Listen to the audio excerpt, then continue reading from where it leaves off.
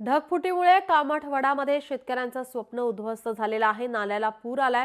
पुराचे पाणी शेतात शिरलेलं आहे। आम्हाला जगण्यासाठी आधार द्या अशी मागणी आता पीडित शेतकऱ्याकडून केली जात आहे। राज्यात मुसळधार पाऊस झालेला आहे, अतिवृष्टी झालेली आहे, यामुळे शेतकऱ्याचं मोठं नुकसान झालंय। ढगफुटी सदृश्य पावसामुळे पूर्ण पुरात वाहून गेली आहे व खरडून गेली आहे। माझ्या शेतीचे नुकसान भरपाईकरिता महसूल विभागामार्फत कोणीही अद्यापपर्यंत पंचनाम्याकरिता आलेले नाही।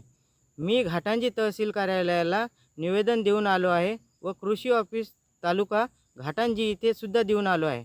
तरी मला नुकसान भरपाईकरिता पंचनाम्याकरिता येण्यात यावी व माझ्या नाल्याला परत पूर्ण याकरिता संरक्षण भिंत बांधून देण्यात यावी व नाल्याचे खोलीकरण व रुंदीकरण करून देण्यात यावे अशी आग्रही विनंती सरकारला आहे।